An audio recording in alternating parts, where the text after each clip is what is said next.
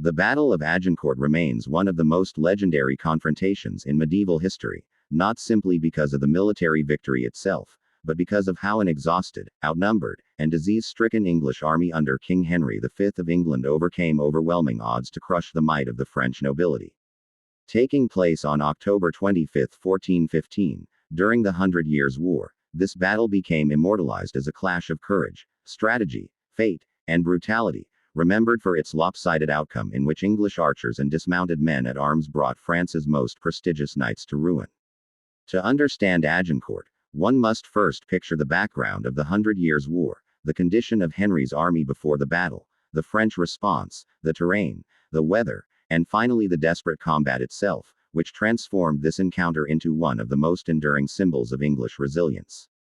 The roots of the battle lay in the deep and bitter rivalry between England and France that had been festering for decades.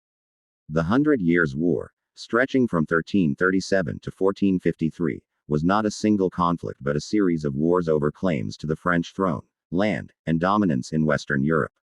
By the time Henry V ascended to the English throne in 1413, England's fortunes had waned. Earlier kings had achieved stunning victories at Crécy and Poitiers in the 14th century, but those gains had eroded, leaving England holding only limited territories in France. Henry was a young, ambitious monarch determined to reassert his country's claims and restore the glory of English arms. His military expedition to France in 1415 was as much about asserting legitimacy and authority as it was about military conquest. The campaign began disastrously for Henry's forces. Landing in northern France, the English laid siege to Harfleur, a fortified port city in Normandy. What should have been a swift conquest turned into a grueling siege that drained English strength. Dysentery and disease ravaged the army, reducing its numbers drastically. Though the city eventually surrendered, Henry had lost thousands of men to illness and fatigue. Worse, the onset of autumn rains made conditions miserable. Henry nonetheless decided to march his weakened army overland toward the English-controlled port of Calais, intending to regroup and return home. It was during this march that the French gathered a massive force to intercept him, determined to crush the invaders before they could escape. The English force at Agincourt numbered perhaps 6,000 men, though estimates vary. Of these, around 5,000 were longbowmen, the backbone of English armies, while the rest were men-at-arms, knights, and squires fighting on foot. The longbow, a weapon that had already proven decisive in earlier battles, could unleash devastating volleys capable of piercing armor and wreaking havoc on charging cavalry. Yet the English army was exhausted, hungry, sick, and far from secure supply lines. By contrast, the French mustered a force of between 20,000 and 30,000 men, including thousands of heavily armed knights and nobles eager to win glory and ransom from captured enemies. On paper, the battle should have been an overwhelming French victory. Terrain and weather played a critical role in what followed. On the morning of October 25, Henry positioned his troops in a narrow, muddy field flanked by woods on either side. This bottleneck neutralized the advantage of French numbers, forcing them to funnel into a confined space. Moreover, heavy rains in the days before the battle had churned the ground into a quagmire. For knights in heavy armor, advancing across the field would become an exhausting ordeal, leaving them vulnerable to English arrows and counterattacks. Henry, recognizing his peril, gave a rousing speech to his men, urging them to fight not for ransom or riches but for survival and honor. His leadership and determination inspired his troops, many of whom believed they faced certain death. When the battle began, the English archers advanced and planted sharpened stakes into the ground before them, angled outward to deter cavalry charges. Then they unleashed waves of arrows upon the advancing French. The sky darkened with shafts, and the thud of arrows against armor echoed across the field. Horses reared and knights fell, some pierced through weak points in their armor, others simply knocked down and trampled in the chaos. Despite this, the French pressed forward. Their first line of dismounted men-at-arms struggled through the mud, weighed down by armor, shields, and weapons. Each step was grueling, and under constant arrow fire, the advance slowed and became disorganized. By the time they reached the English line, they were exhausted and tightly packed, unable to maneuver effectively. At this moment, the English men-at-arms counterattacked. Though fewer in number, they fought with grim determination, pushing back against the weary French. In the crush of bodies, knights fell and could not rise again in the mud. Those behind them were forced forward, creating a deadly pileup where suffocation, trampling, and exhaustion claimed as many lives as English swords did. The French second and third waves attempted to join the fray, but the congestion of the battlefield made coordination impossible. As each wave was thrown in, the same pattern repeated. Arrows rained down, men slogged forward through the mire, and the English line held firm. Perhaps the most shocking aspect of Agincourt was the sheer collapse of French nobility. Dozens of high-born knights and lords were captured or slain, including the Constable of France, Charles d'Albret, and many others of prestige. The chivalric code, which held that nobles were worth ransoming rather than killing, came into conflict with the brutal necessities of the day. At one point, fearing a renewed French attack or an uprising of prisoners, Henry gave the controversial order to execute many of the captives, an act that horrified contemporaries but reflected the desperation of the English position.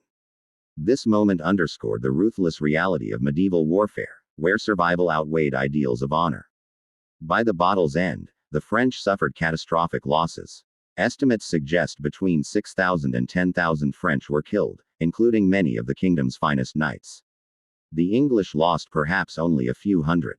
It was an astonishing reversal, a triumph that stunned Europe and cemented Henry V's reputation as a warrior king. For France, it was a humiliating disaster that revealed deep flaws in their military organization, overconfidence in heavy cavalry, and failure to adapt to the tactics of English longbowmen. The French nobility's insistence on honor-driven charges played directly into Henry's hands, transforming their numerical superiority into a liability on the narrow, muddy field. The aftermath of Agincourt was profound. Henry capitalized on his victory, securing alliances and recognition across Europe. In England, the triumph was celebrated as divine favor, reinforcing Henry's legitimacy and strengthening national pride. The battle entered legend, immortalized in chronicles, songs, and later in William Shakespeare's play Henry V, where the famous St. Crispin's Day speech gave voice to the enduring myth of a band of brothers facing impossible odds. For centuries, Agincourt became a touchstone of English identity, a story of courage, discipline, and destiny prevailing over arrogance and might. Yet the battle was not only about glory, it was also a story of suffering, mud, hunger, and desperation. The English victory came at the cost of immense hardship for common soldiers who endured disease, privation, and the terror of facing overwhelming foes. Likewise, the French defeat shattered families and plunged the kingdom deeper into political turmoil during the 100 Years' War. Agincourt did not end the conflict, but it reshaped its course, opening the way for further English campaigns and eventually leading to the Treaty of Troyes in 1420, which recognized Henry as heir to the French throne. Though Henry's death in 1422 cut short his ambitions, Agincourt remained the pinnacle of his reign. Looking back, Agincourt's legacy lies not just in the numbers or the outcome but in what it symbolized about warfare in the late Middle Ages. It marked the decline of the mounted knight as the undisputed master of the battlefield and showcased the power of disciplined infantry and missile troops. It demonstrated how leadership, strategy, and terrain could outweigh sheer numbers. It revealed the brutality of medieval combat, where suffocation in mud was as lethal as any blade. Most of all, it became a tale of how an army on the brink of collapse could, through unity and resolve, achieve a victory that defied every expectation. The Battle of Agincourt continues to captivate historians and the public alike, not simply as a military episode but as a dramatic human story. It is a reminder that history often turns on moments of chance, weather, and leadership, where the improbable becomes reality. On that muddy field in northern France, Henry V and his weary soldiers carved their place in legend, defeating an army that should have crushed them, and in doing so, they left an indelible mark on the history of Europe. Background of the 100 Years' War. The Battle of Agincourt cannot be understood without first looking at the long and bitter conflict known as the 100 Years' War. This struggle, which spanned from 1337 to 1453, was essentially a dynastic and territorial feud between England and France. The war was born from disputes over rightful claims to the French crown and control of lands in France. English kings, descended from Norman rulers and later from the Plantagenets, held significant lands in France, creating a dual identity that blurred the line between conqueror and subject. Tensions escalated when King Edward III of England declared himself the rightful heir to the French throne after the Capetian line ended, sparking hostilities. Over the decades, the war saw periods of fierce fighting, truces, and shifting fortunes. Earlier English victories at Crécy and Poitiers had demonstrated the power of the longbow, but by the early 15th century, French fortunes had revived, and England's continental holdings were shrinking. When Henry V ascended to the throne, he inherited not only the crown but also the unfinished legacy of the Hundred Years' War. His decision to renew hostilities in 1415 was not just about territory but also about honor, legitimacy, and the assertion of English might over its traditional rival. Henry V's ambition and invasion of France. When Henry V became King of England in 1413, he was determined to prove himself as a warrior monarch and secure both domestic and international authority. England was recovering from years of internal conflict, including rebellions and disputes during the reign of his father, Henry IV. Henry V saw a campaign in France as a way to unify his nobles, distract from internal divisions, and assert England's historical claims to the French throne. He also sought to capitalize on the political instability in France, where King Charles VI suffered from bouts of madness, and rival factions of French nobles were embroiled in civil war. In 1415, Henry launched his expedition, demanding lands, recognition of his claims, and even marriage alliances. When negotiations failed, he set sail with around 12,000 men to Normandy. His campaign began with the siege of Harfleur, intended to secure a strong base of operations. However, his ambitions were larger than a single port city. He intended to march across France and showcase English power in the heart of enemy territory. Henry's ambition was driven not just by conquest but by a belief in divine favor, portraying himself as God's chosen king destined to lead England to glory against overwhelming odds. Siege of Harfleur and its consequences. The campaign of 1415 opened with the siege of Harfleur, a fortified port city in Normandy. Henry V recognized its importance as a logistical base, as controlling it would provide the English with a secure harbor and foothold on French soil. However, the siege turned into a prolonged and grueling affair. French defenders resisted fiercely, and the English army, unprepared for a lengthy siege, suffered heavily from disease. Dysentery in particular ravaged the ranks, leaving thousands incapacitated or dead. The hot late summer weather, combined with poor sanitation and limited supplies, worsened the situation. By the time Harfleur surrendered after more than a month, the English army was already weakened, having lost perhaps a third of its numbers. Many soldiers were too ill to continue and were sent back to England, while those who remained were exhausted and malnourished.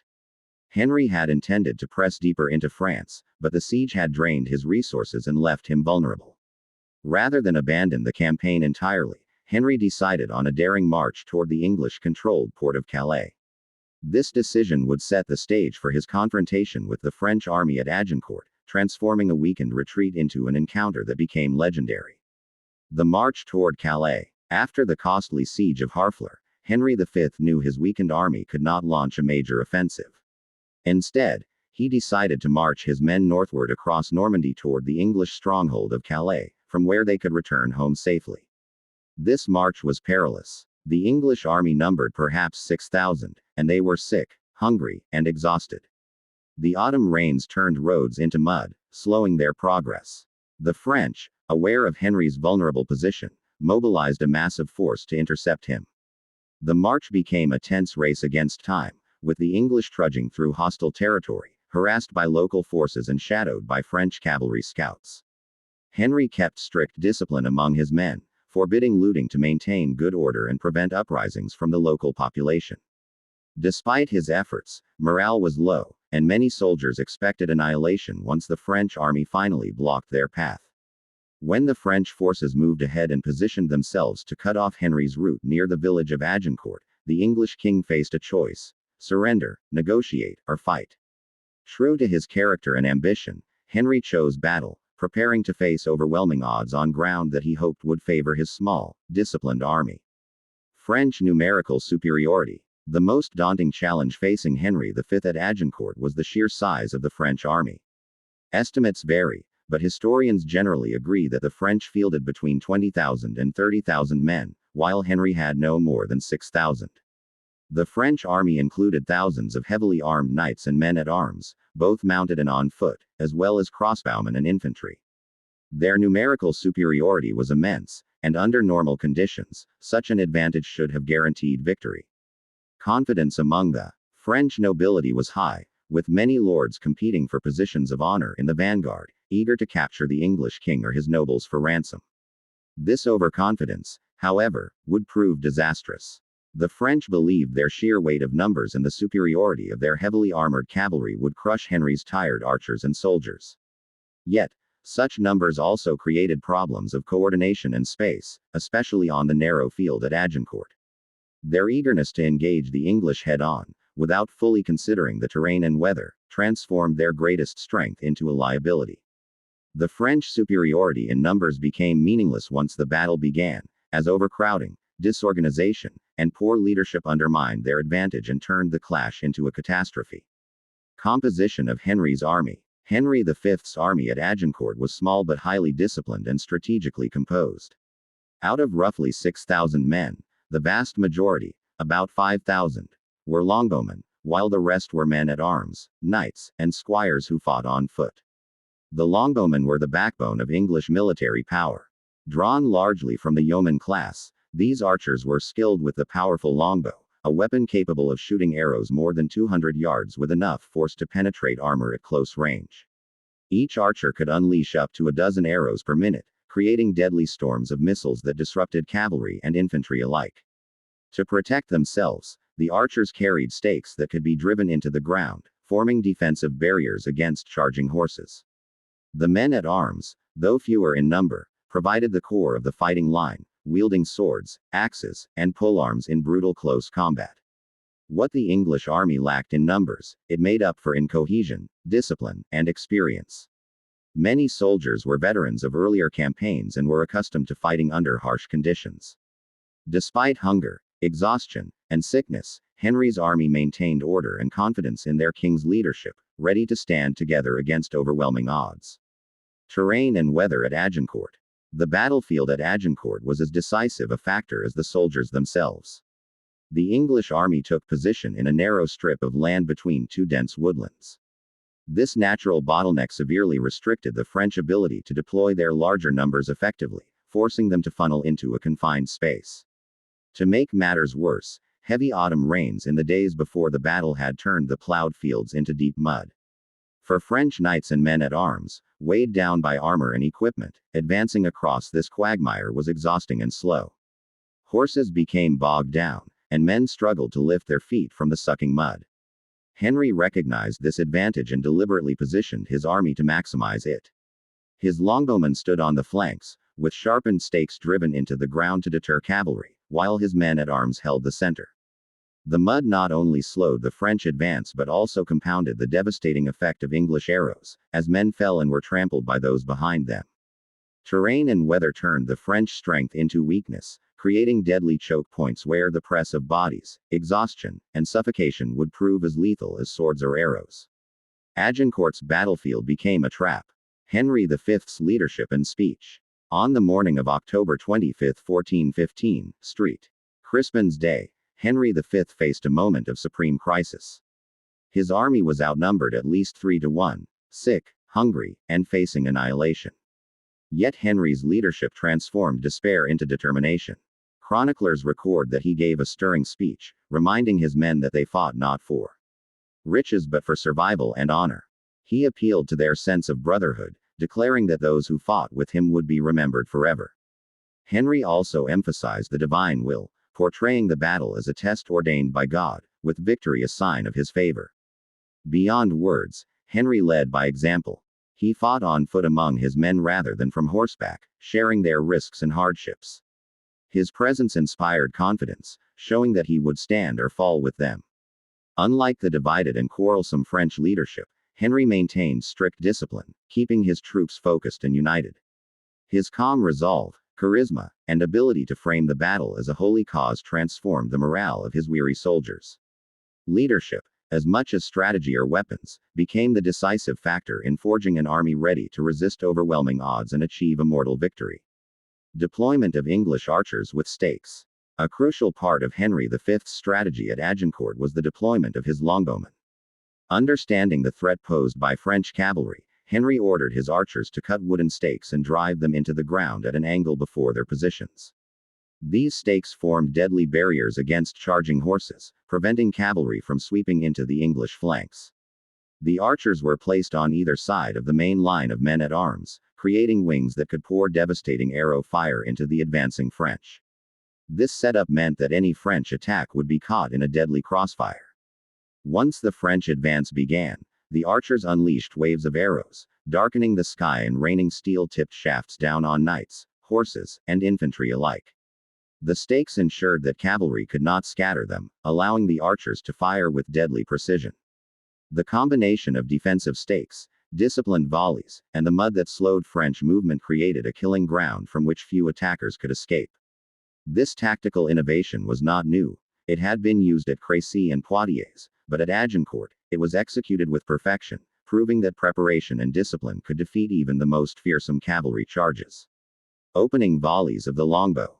When the French army began its advance, the English longbowmen loosed their arrows in devastating waves. The sheer volume was overwhelming. Thousands of arrows hissed through the air, striking armor, horses, and exposed flesh.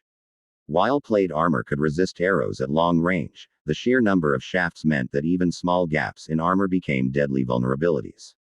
Horses, less protected than men, were prime targets, and many cavalry charges were broken as mounts fell, throwing their riders into the mud. Panic rippled through the French lines as men and animals crashed into one another, further slowing their advance. For the French men-at-arms on foot, the arrow storms forced them to lower visors and shields, reducing visibility and mobility. Each step forward became more grueling under constant fire.